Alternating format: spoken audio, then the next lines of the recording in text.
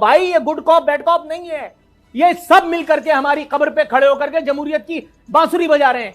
भारत के बढ़ते हुए असर और रसूख पर दुनिया की बड़ी 5वीं इकोनॉमी बन चुकी है, हम उसका मुकाबला नहीं कर सकते। एक तरफ सैलाब मुतासरीन एक वक्त की रोटी के लिए तरस रहे हैं और दूसरी तरफ हमारे वजीर आजम साहब करोड़ों रुपए फूंके जा रहे हैं। बहुत सी रिस्पॉन्सिबिलिटीज़ हैं जो कि इंडिया को मिलने वाली हैं, जैसे कि दिसंबर में अगर आप देख लें तो उसमें G20 की जो हेड करेगा इंडिया उसको, अच्छा उसी तरीके से, और उसका इजलास जो है वो दिल्ली में होगा। इसी तरीके से SCO को हमने देखा कि वो भी अब वहाँ पर सरबराही चली गई और जो नेक्स्ट उसका इजलास होगा वो भी वहाँ पर होगा, तो वो भी उसके पास है।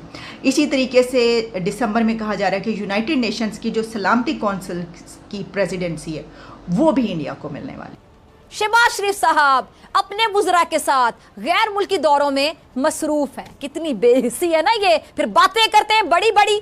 G7 में जो है वो भी शामिल होने की बात की जा रही है भारत के, और अगर ऐसा हुआ तो ये भी कहा, क्योंकि देखिए बार बार आपको खुदा की तरफ से इशारे मिल रहे हैं और आपकी डायरेक्शन जो है वो बिल्कुल अफगानिस्तान है, आपकी डायरेक्शन और कुछ नहीं है।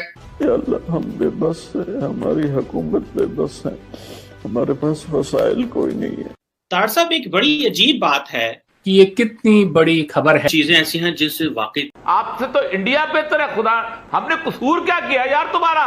पाकिस्तान के अवाइस कोड अवाम को आप कहत में मारना चाहते हैं। हमने क्या कसूर किया पाकिस्तानी के अवाम ने कि तुम खेल रहे हो उनके साथ बैठ के? इमेज को एक बार फिर दहशतगर्दी और इंतहा पसंदी के साथ जोड़ दिया गया। नतीजा क्या निकला? मुल्क में बढ़ती बैरूनी सरमायाकारी रुक गई। गैर मुल्क कोलैप्स कर रहा है, लोग मर रहे हैं डेंगू से, मलेरिया से, गैस्ट्रो से, हर किस्म के वाटरबॉर्न डिजीजेस से लोग मर रहे हैं। गवर्नमेंट कोप नहीं कर सकती है और कोई नहीं आ रहा है लोगों को मदद करने के लिए।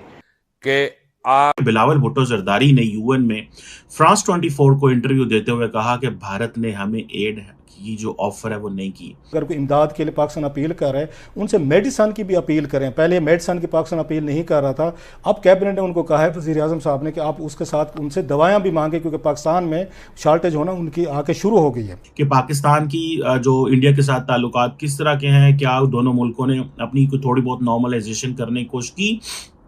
तो बिलावल ने, मैं आपको बताऊं कि जो एशियन डेवलपमेंट बैंक की एक रिपोर्ट है जिसमें वो बता रहे हैं कि जो चाइना है that will grow at the rate of the 4.5%, यानी कि जिसे आप कह लें कि चाइना जो है वो बाकी जो खित्ते हैं से कम ग्रो करेगा, और उम्मीद ये थी कि ये 5.3% पे शायद ग्रो करेगा, लेकिन इंडिया जो है वो 7.2% पे ग्रो कर रहा है।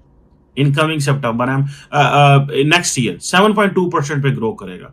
और अच्छा मजे की बात यह है कि अब चाइना का प्रॉब्लम यह है कि चाइना ने उनकी जीरो कोविड स्ट्रैटेजी है, दुनिया की सबसे बड़ी रीजन की सबसे बड़ी इकोनॉमी है, मैसिव लॉकडाउन्स हैं, और जो जहां भी आउटब्रेक होता है वो सारा शट डाउन कर देते हैं। और अब जारी बात है, ये चीजें जारी बात है इकोनॉमी को जो है वो हिट करते हैं। अब जारी बात है कि जो एशियन डेवलपमेंट बैंक है वो कहता है कि जो डेवलपिंग और इमर्जिंग एशिया है, जो वो कहते हैं कि इसके तकरीबन 46 रीजनल मेंबर्स हैं इन एशिया एंड पैसिफिक के अंदर। ये अब देखिए इंपॉर्टेंट चीज है। अब इसमें they don't bring Japan for one reason और दी अदर। अब चाइना को देखें आप कि चाइना जो है वो अगर 4.5% पे ग्रो कर रहा है, इंडिया 7.2% पे ग्रो कर रहा है। नेक्स्ट ईयर की मैं बात कर रहा हूँ, ठीक है जी। नेक्स्ट ईयर 8% पे ग्रो करेगा और 7.2% पे ग्रो करेगा, जबकि for 2022 they are asking saying कि इंडिया जो है वो 7.5 एंड 7% पे ग्रो कर रहा है। अब पाकिस्तान पे आ जाएं, पाकिस्तान वो कह रहे हैं इस साल जो है वो 4% से 6%, जो कि इतना नहीं है, ऑब्वियसली हमें स्टैटिस्टिक्स के बारे में 4% से भी कम है। और अगले साल पाकिस्तान जो है वो 3.5% पे और 4.5% के बीच में ग्रो करेगा, क्योंकि अब पाकिस्तान के फ्लड्स आए हैं। तो obviously Asian Development bank might not have put all these things into the perspective. Sri Lanka minus में है, इंडोनेशिया 5.5 पे ग्रो करेगा, थाईलैंड 3% पे ग्रो कर रहा है और 4.5 या 4.2 पे, मलेशिया इसी तरह 6% पे ग्रो कर रहा है और नेक्स्ट ईयर 5.4 या इस तरह ग्रो करेगा।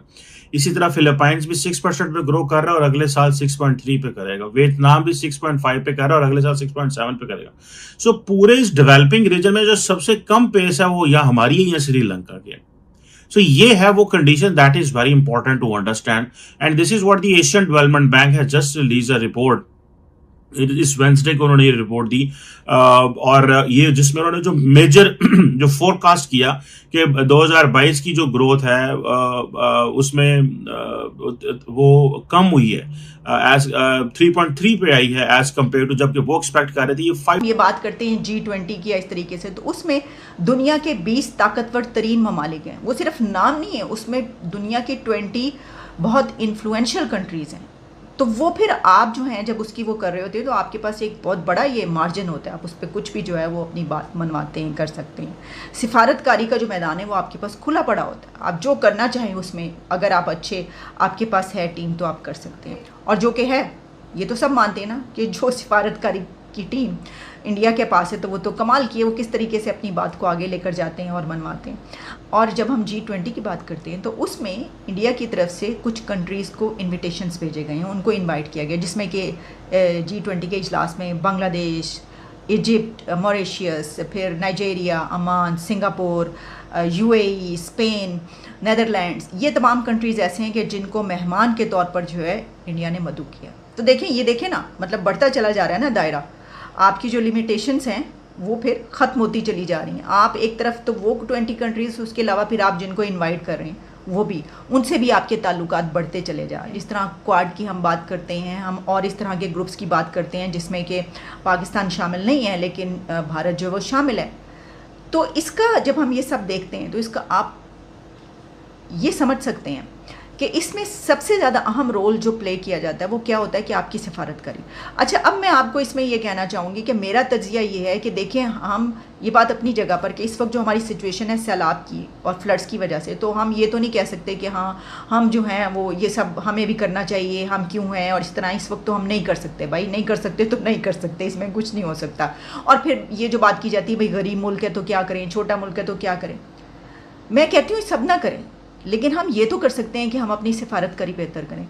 हमने आज तक, हमारे पास जो बड़ा एक फेलियर कहा जाता है वो ये बात की जाती है ना हमेशा से, सभी देख लें कि वो ये बात कि जी हमारा जो फॉरेन पॉलिसी है वो कितना बड़ा फेलियर है। आप पिछले साल उठा के देख लीजिए, 4-5 साल, उससे पहले भी कई मरतबा ऐसा हुआ कि कहा गया कि देखें हमारी फॉरेन पॉलिसी जो है हम वो नहीं कर पाते कि जो दूसरे लोग वहाँ पर जाके कर लेते हैं। हमारी जो लॉबिंग है वो सही नहीं है, हमारे पास तो लॉबिस्ट नहीं।